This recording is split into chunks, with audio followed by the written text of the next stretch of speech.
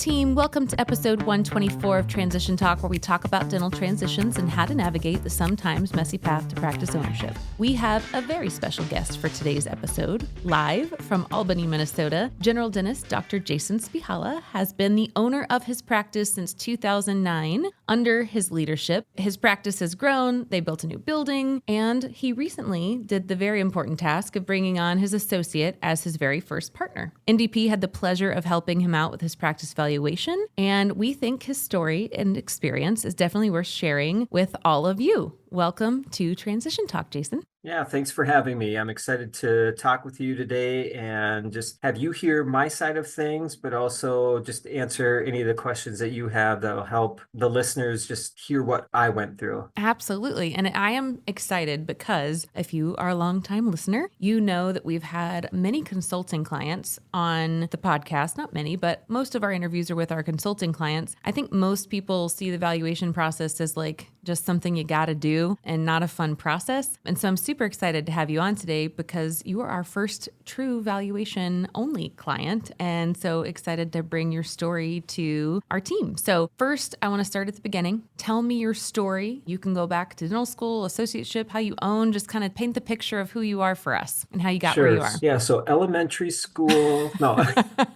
It's funny, like growing up, I had aspirations of becoming an architect or an artist. I knew I wanted to do something with my hands, but I wasn't quite sure what. And as fate would have it, I was in an accident when I was a kid, knocked out part of my front tooth. So I think, unbeknownst to me at the time, that probably set the wheels in motion for, hey, something in dentistry is probably where you're going to end up just because of my exposure to it as a kid.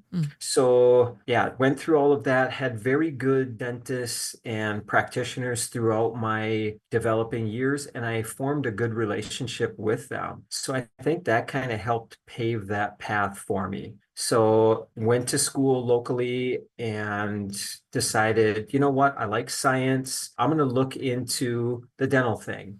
And through guidance from my orthodontist, he had suggested, why don't you work at a dental lab just to get the experience, see what you think of things that way. Love that, because again, it was all hands-on. And went and looked at the University of Minnesota. So that's the one dental school in Minnesota. There is one in Wisconsin and one in Iowa, and that's what we have locally. So that's where I put all my eggs in that basket and did very well in undergrad, was accepted to like the early admissions program at the dental school, and was accepted early, and in 2003 started my journey at the University of Minnesota, the dental school down there. That's awesome. And so when you graduated from there, did you go straight to associateship, or did you do any post dental school? Yep. So went right into associateship. Okay. So the small town that I grew up in, I knew that I wanted to go back to small town Minnesota. The big city where dental school was not my jam. I did not like that. So before I graduated, I think it was December of my senior year, an opportunity came 20 minutes from my hometown for an associateship. Wow. And it was a busy practice, but looking back at it now, I realized that it was more of a mill.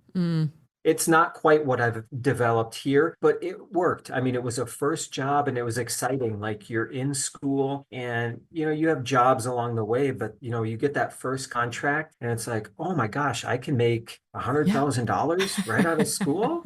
I mean, that was a big deal. Yeah. So it was a 2-year contract, 20 minutes from where I grew up. It all seemed perfect. And there were 2 doctors there. I was going to be the third dentist with 5 hygienists, and the senior doc was eventually going to retire, and then I was going to slide into his spot, is how they had kind of drawn it up. So you kind of knew, it sounds like you knew you wanted some type of ownership, or at least weren't scared at the opportunity for ownership. No. And I think, you go into dentistry, for the most part, I think a majority of us as students, that's kind of the end game. Like you want to get out, get your feet wet, but eventually that goal will be, hey, I want to be my own boss. I want to decide the hours that I'm working, who I'm working with. So yeah, I was comfortable with the contract that I signed as an associate, knowing that, all right, after 2 years, that potential buy-in was written right into the contract. And I'm sure you're well versed with these things, like what people experience that way. Yep. But again, it went back to that orthodontist that I had as a kid. He looked at the contract and he was there like, yeah, this seems like a good deal. And he knew these people. So he's like, I think this is a good thing for you. So, yep, 2007, graduated and slid into that associateship. I love that story for two parts. I love that the connections and the network that you built prior to probably even dental school, right? You kind of picked on those individuals to kind of help guide you in kind of what made sense, right? Like, I think that's so important, and something that we preach on here is that this industry is a small industry, really, in the big scheme of things, right? And I think that those connections, even if it's not an opportunity that you didn't occur to you that you were going to be a dentist, you just latched on to people that you respected and knew, right? And then once you kind of figured out that was your path to go back to those individuals and get their input and get their opinion and kind of take their guidance and their life experiences to kind of figure out, is this a good thing? What do I do here? How does this work? So, so important. So I love that. I also love what you said, that you thought you wanted to be like an artist or an architect, because that's what I see. There's so many of our clients. You guys just have an eye, and you're detailed, and your smile is one of the first things anyone notices about you. And that's what you Right. guys are kind of helping create. And so I love that. I haven't heard it put in that way, or that someone wanted to be an architect or an artist, but it's exactly what you guys are. So anyway. Well, and it did play a part then when I built this practice. The architect that I worked with was really good about just bouncing ideas off of. Like, I didn't know if he was going to be like, this is my idea, this is how we should do it. But, he was good about me saying, hey, should we put some wooden beams in? Or so then I got to kind of be creative and bring that piece of it into the practice. I love that. Okay, so ownership. Did you end up buying the practice that you were an associate at? Or if not, how did you get into ownership? Tell me your ownership story. So that was '07. You Yes. became a practice owner in '09. So tell us that. Yeah, so that associateship was for 2 years. And again, I'll circle back to this orthodontist that I befriended as a kid. I knew after a year that that associateship was not a good spot for me to be in. And it's unfortunate that it takes those moments to learn from, but you also have to learn from them. So it was busy, and I felt like there was just too much thrown at me. So I started talking to this orthodontist, like, hey, what are you hearing in the area? Are there things that are available? Should I just start my own practice? Because I feel like now, after a year, I'm starting to see things. Let's look at some other options. Now, in another direction, there was the current practice that I'm in. The doctor was older, and this orthodontist knew of him in the area. So again, these connections that you make, I had just cold called, reached out to him after a week at my current position, tough week. And I'm like, hey, what do you know? Are you looking for somebody to come in and help you out? At the time, I was going to work for him and then start my own practice in my hometown.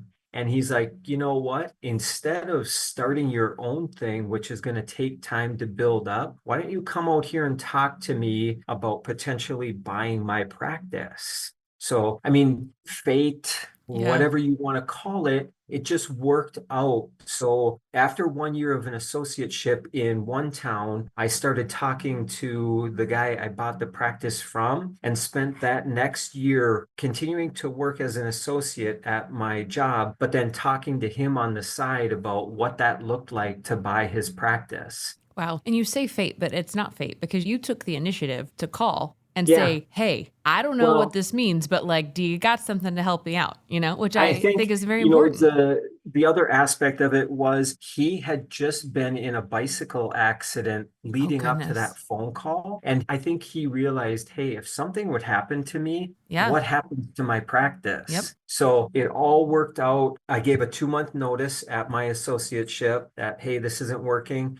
I think that could be a whole nother episode on its own, like how that went and how awkward that was. Yep. But it ended up working out. So June 30th of 2007 was my last day as an associate. July 1, 2007, I became an owner of a totally different practice. Wow. So the dentist that I bought from, Dr. Bob Schwegler, Mhm. he owned that practice for 40 some years. I took over. He became my employee. Mm-hmm. So I first started working with him as an owner, and Oh, then he wow. became my employee for 1 year.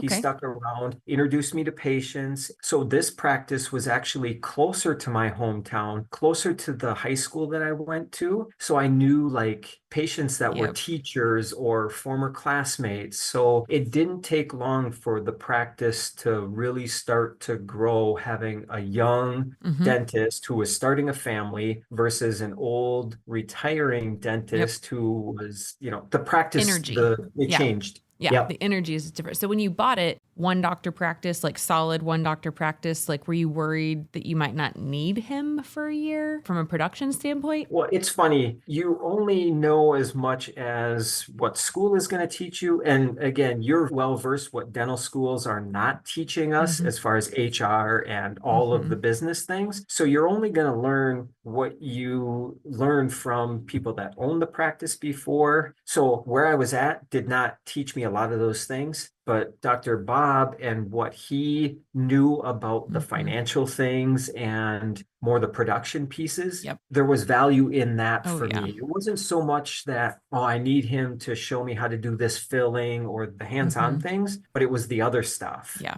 Absolutely. So having him there for that year and then slowly tapering down to nothing was perfect. Yeah. He and I both agreed like how we did that was really good and really smart. That's awesome. Yeah, no, I think that transference, especially for a younger dentist who has not been out long, who is their first time owning, I think that transference of just knowledge about just running the practice and like what they've done that works and what they've done that hasn't worked. And that doesn't mean that you wouldn't change something that he wouldn't have thought about or done something differently, right? Like, but Oh, just the stay tuned. knowledge of that. Oh, stay tuned. Okay. Yeah. Yeah. So I guess this transitions well to my next question. So, like, you've been an owner since '09, Yep. standing here today. What do you enjoy most about being an owner, right? If you look back on your ownership timeline, what do you enjoy most and kind of what is most challenging today and maybe what started out as most challenging? I want to hear some of your early challenges. Yeah, so I think what I find enjoyment in, aside from the dentistry and working with patients and all those things,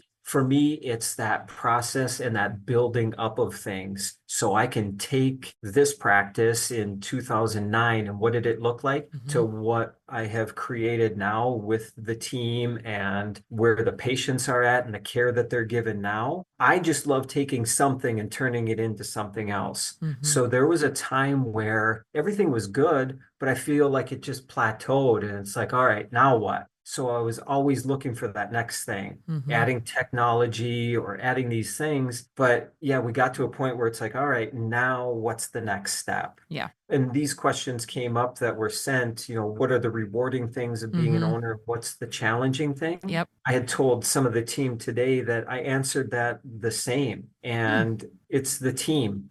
Yeah. And my current team is the rewarding thing and the great thing about being an owner and seeing like what I was able to do with them as their leader. But the team is also the challenging thing from where I came from. And when I bought the practice in 2009, I'm certainly not the same person as I was back then. And the team was the challenging thing for me then. Hmm. Because you don't know, like hiring, firing, all the HR things, but just working with and dealing with a group of people. Hmm. And all different personalities and different Yeah, challenges. And everyone comes with their own baggage, including us, right? As of leaders, course. right? Yep. And figuring out how to do that. I agree with you. I think people are the most rewarding and the most challenging set Yep. of any kind of business. So completely agree with that. Okay. So talk to me about the associate journey. When did you first add your first associate? And let's talk about that. Clearly no names, Yeah. hypothetical situations. Yeah, so I think one of the questions to answer too was, did you always want a partner and Mm-hmm. knowing when you need one? And I think that's all part of this associate equation. Mm-hmm. So as the practice grew, I outgrew the space, going from two hygienists to three to four to five by myself. That's Wow. would not advise that. So we can get into that too. But yeah, then I knew the practice just told me okay, you're going to need somebody else to help cover and see the patients. And again, as history would tell me, I don't want to be in a situation where something happens to me, who's Yep. going to run the practice, who's going to take care of the patients. So I went and had a couple of, I wouldn't call them associates. I had dentists coming in 1 day a week to help me. Another one came in another day a week. And that really wasn't scratching the itch either. Like, this isn't working. So my first associate was in 2018 because the end of her contract was right when COVID happened. Oh, yeah. She was a new grad, very good clinician, but personality wise, we just didn't jive. Yeah.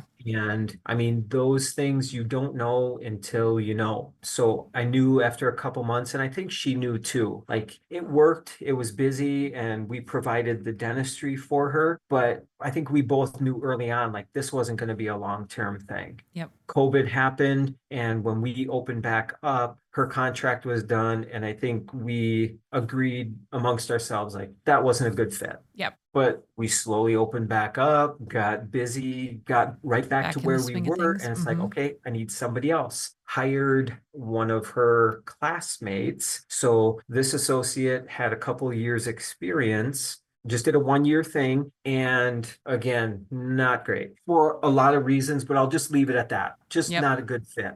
Dr. Kara, who I had reached out to in between these two associates. So she had worked at a corporate dental office for 10 years. And we found each other just through a hiring agency. Mm-hmm. The timing was off though.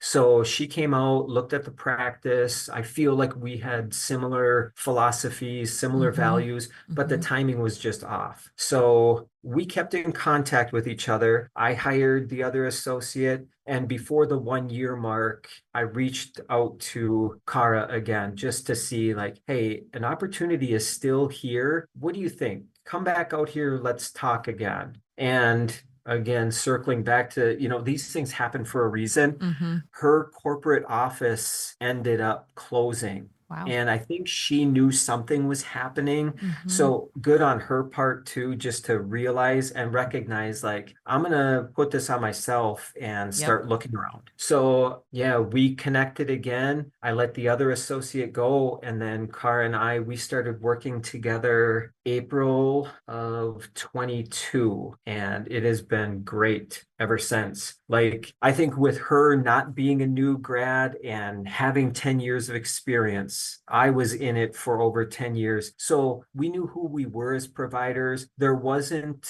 any sort of baggage that came with either of us. Like, we just came, we wanted to treat patients. We've been there, done that attitude. Mm-hmm. And I think we both know, like, this is where we want to end up. This is how we both want to finish our careers together. And we meshed from day one. I love that. We'll talk to clients and they'll say, how do I know if this is a good fit from an associate standpoint, like partner? And I think there's clearly some very obvious things, right? Like clinical philosophy and just interactions, but there's a level of just having to make sure that you mesh, right? From a personality and just comfort standpoint. And we love to use the dating analogies here, but like hardly anyone marries the first person they ever date, right? And I think from an associate, if you're looking for a partner, if you're looking for an associate, I think is different than looking for a partner or like a long-term associate. I think there's different just factors you pay attention to. And I think it's also important to just be very open and honest about there's a lot that goes into a partnership, right? Like there's a lot of communication that has to happen. And if you are different communication styles or you're not just open and honest with each other, then partnerships are very hard. Mm-hmm. And I also love that you're both similar, if not life stages, but career life stages, right? You've both experienced other things. You've experienced ups and downs and challenges. It sounds like you both knew exactly what you wanted out of this partnership and were willing to talk about it and get it on the table.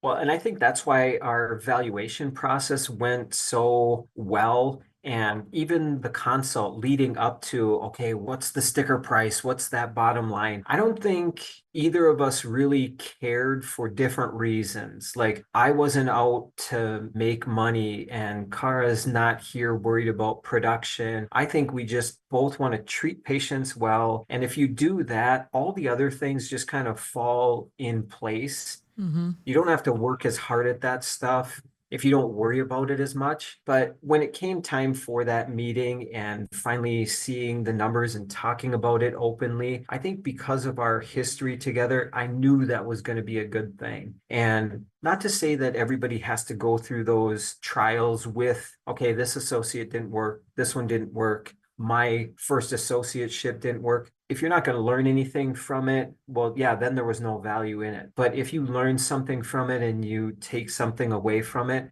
yeah, then you just realize like, okay, those things happen for a reason. And now I know that our vibe together, it's going to be a good thing Yeah. just based on You learn things what that you happened in the you past. learn what you don't like, which allows you to identify what you like and need more Yeah. easily. Yeah. And you talked about the valuation process. So did you go to Kane Waters Practice Transition Seminar prior to this process or no? No. Okay, perfect. So valuations typically get a bad rep. They are burdensome. And as someone who does them for a living and has teams that do them for a living, we understand that. Tell me about your experience and kind of expectations versus reality. Like, did it go as you expected? What were the surprises? Was it time consuming? Like, talk to me about the valuation process in general, because I think that's what a lot of clients that are kind of coming into this don't know what to expect. And even though we try to tell them, it's hard for us as not going through it on the other side to kind of explain that. Yeah. And going into it, my expectations, I would say, were a little bit lower because I didn't know what I didn't know other Mm-hmm. than buying a practice in 2009. Mm-hmm. So going into it, it was, okay, let's gather all this information. Let's submit it. I mean, it was almost like doing your taxes. It's like, okay, Very good. here's Yeah. all the numbers. You tell me what the end result is going to be. And I think as somebody on the selling side of it, I think, yes, you're still curious about the number, but I think the stress for me wasn't there as much because I'm on the receiving end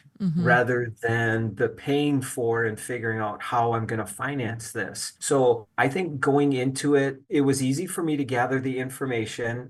Again, this team that I have assembled here, like Anne was really great. Like, okay, here's what we need. Let's submit it all. But I think whatever that number was going to be, you had to put aside, okay, this was blood, sweat, and tears of all these years of building this up. And now I want to see a certain number. I mean, I knew enough that, okay, this is what we produce. This is the value I see in it. So when I scrolled down to the bottom and, okay, here's the number, there was no surprise for me. Like, to me, that felt like a fair thing. And you can't look at it like, well, geez, this was 15 years of my life. That's what it's worth. Well, no, Yeah. you have taken 15 years. Each year you get value out of it. You've done Mm-hmm. things, you've taken trips and you send your kids here and there and you do things. But when it reaches that point, again, I think for the 50% seller versus the 50% buyer, for me and talking with Cara, I could tell there were different expectations and there were different experiences Mm-hmm. with the process. But it was positive for me in that I submitted things, I knew what I had, and I feel like what I got back as a valuation was appropriate. Yeah. So from a process standpoint, not going through it and not having knowledge, right? What you don't know, you don't know. But were you Yeah. surprised by any part of the process, like maybe the level of information that was requested or the types of questions or anything like that that kind of was like, oh, I didn't really expect it to be this? Or were you kind of prepared that it was going to be like doing your taxes, like a lot of questions that you had to kind of dig into? Yeah, and not to sound naive about it, but the things that came, I wasn't surprised because it is a big deal. Mm-hmm. So I feel like the amount of material that went into it was certainly reflective of what I got back. So that packet of information, it wasn't just, okay, here's the amount. Here's the reasons why it was that amount. Mm-hmm. So I think that part of it made it all worthwhile. And I think you forget, like, oh, yeah, there was a lot of questions. There was a lot of things that we had to submit. I think the end result and what we got out of it, Mm-hmm. again, made it worthwhile. So it didn't seem like cumbersome or busy process because it was worth it. Yeah. Did you share the valuation with Dr. Cara before your meeting, or did you wait and give it to her that day? Like, how did you present that information to her? Is this off the record or Officially I'm on the just record. I did share it with her, Yeah. even though Trevor and Blake, great planners. I mean, Yeah. I really enjoy them, and I think that made the process a lot better and again, more fun for all of us. But they had disclosed, like, all right, you're going to see the number, but before you share it, I think we should have this consult because there's a lot that Yeah. goes into number, but maybe it was a fairness thing. It's like, okay, here's about what that number is going to Hmm. be, just so you know. And she wasn't surprised either. Yeah. And there's all this like, do you, don't you? And I think at the end of the day, just like everything else in the world, it's based on you know your people better. Right. And so I Yeah. think there are people that if they see the number beforehand or without, someone kind of walking them through it, it can make them panic and it could make them kind of lose their mind. And now they're thinking about these things. But I think for some people, having that moment where you can look through the numbers, register it in your mind, and have a moment to process before you're in the moment of having to hear and learn and digest, I think can be helpful. All of our clients ask this question, and we always say, talk to your team, but then also know your person, right? Like me as a Yeah. person, if I knew I was going to go into this meeting, I want to see that number before so I can like read and process and like understand, because I'm also going to go into that meeting open-minded and know that you're going to give me more information, right? But there are certainly individuals maybe that they don't act like that. So yes, I think that's good. And I think you clearly armed her with some data to go into the room and then talk about cash flows and entity structure and all the other fun things that partnership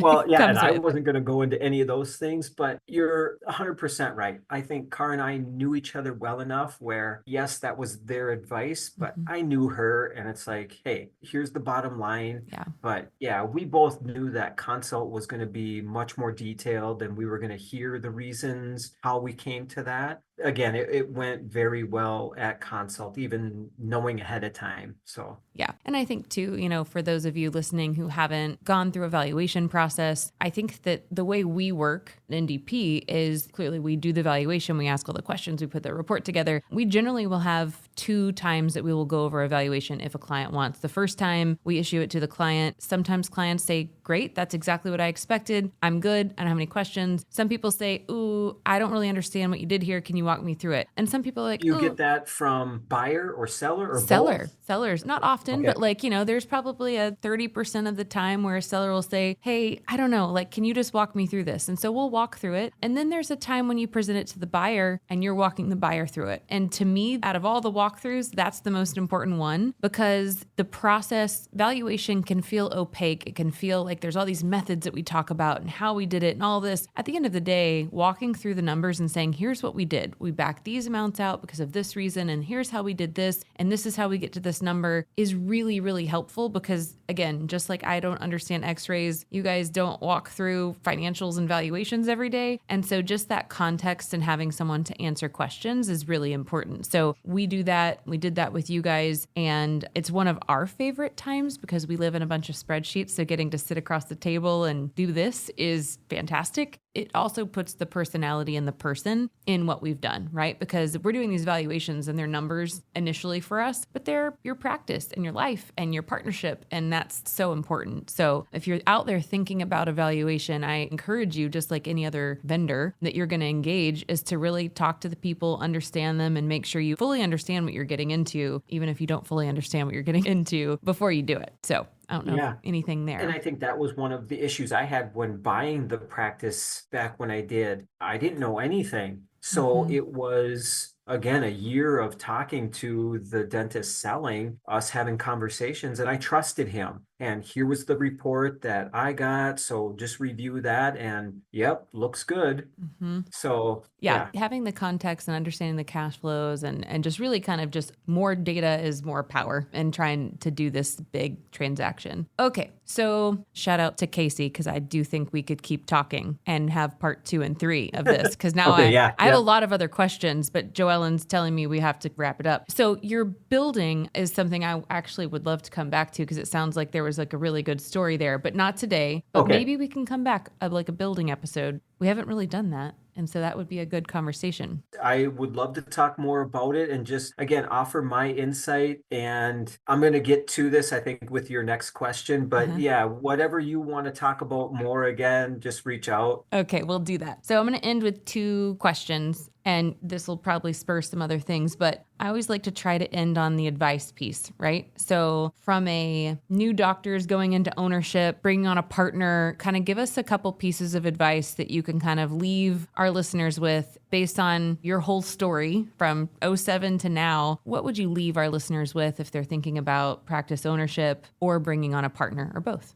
Yeah. So again, I am a totally different person professionally now versus back then. And I feel like I have a lot to offer for the listeners, for new grads, for people that are in their career and just feel like they're in a rut, because I've been there. I've been to Yep. all of these places. And the beauty of this practice has been it will tell you what it needs. So there's nobody that said, hey, you should get a partner or start with an associate. It just ebbs and flows over time. And okay, I need an associate, so let's go down that path and let's see what that looks like. But for me, I have a couple good colleagues that I will bounce things off of, but I wish dentistry wasn't as secretive and wasn't as small as it is. I mean, there's good and bad to that. Dentistry is a beautiful thing that you can talk to colleagues about things, but we're also very secretive, like, all right, I got the secret sauce and I know what works. Well, guess what? I've had consultants come in, and dentistry is one of those consulted businesses because we don't get a lot of exposure to all of the business side of things. And I would love to share those things with people before you build a building that size, don't listen to your equipment reps because they just want to sell you equipment. Do you really need a building that size? Are you ready for an associate that will transition into a partner? So I would love to share more with what I've learned and how I built up the practice to where it is. But unfortunately, you don't know these things until you're in it and then realize like, oh, I wish I had somebody to bounce off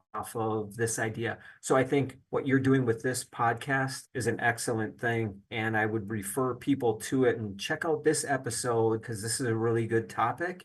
But with associates transitioning to partners, don't rush things. Just take your time. You, again, will know, like with Cara and I just knew, okay, this is going to be a good thing. And her and I, this is a very positive thing professionally for both of us. Yeah.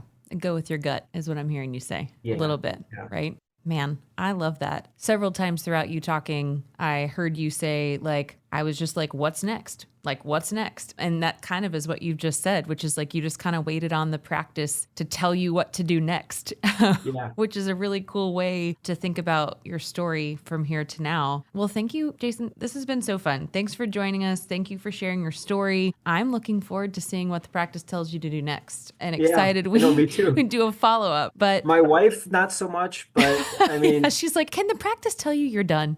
Yeah. Well, thank you so much. I appreciate it. And listeners, clearly listen to Jason, listen to your gut, ask others for advice, take the initiative. You heard several times throughout his story about either him or Cara kind of just taking the initiative and kind of listening and exploring a possibility and just trying to kind of do the new next thing. But that's all we have for today. Thanks for joining us on episode 124 of Transition Talk. As always, make sure to share the transition love with those who may not know of us yet. And of course, subscribe wherever you listen to your podcast. Until next time, friends.